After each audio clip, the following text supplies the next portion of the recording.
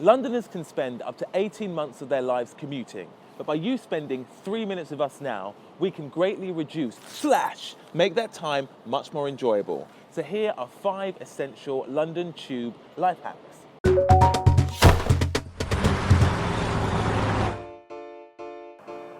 You can't go 2 steps without seeing a sign when using the tube, but some of them are dirty lies. Some of them are not acting in your best interest. We, however, are.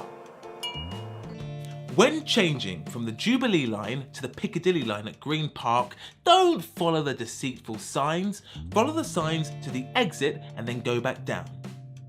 Say you find yourself at Victoria at the peak of rush hour, trying to get onto the Victoria line.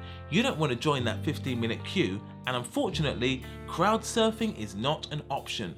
Queue jump instead by going towards the District line and then follow the sign to the Victoria line from the platform.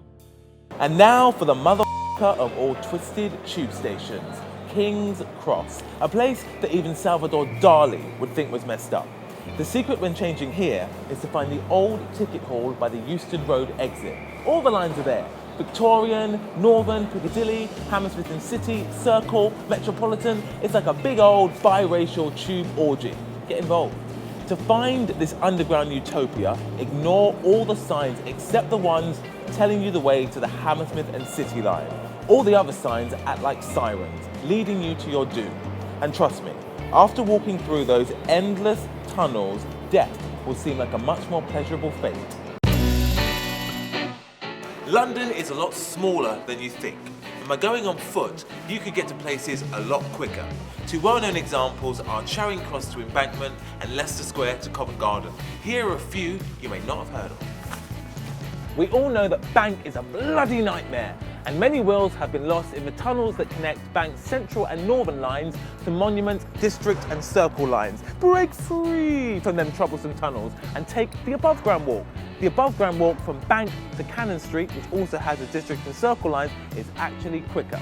It's also quicker to walk between St Paul's and Mansion House, Lancaster Gate and Paddington, and Warren Street and Euston Square. Have a look at this geographical tube map for more above ground walks. Not only is it quicker, you get to see the sun.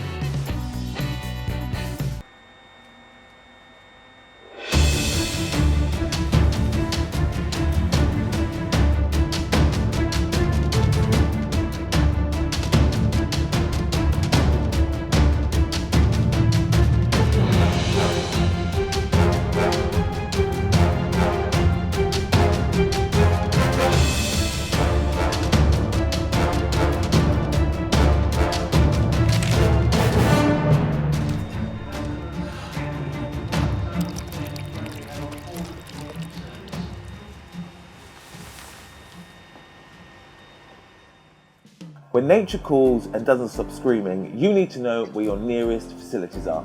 Luckily, TFL have this amazing little map that tells you which stations have facilities and which don't. And it even tells you whether those said facilities are inside or outside of the ticket barriers. Okay guys, let's talk exits. There are 2 things you need to know. Where on the platform they are and which part of the train stops closest to them. Knowing this information can be the difference between feeling like a priority VIP or being stuck behind a herd of high-vis wearing schoolchildren. No one wants that.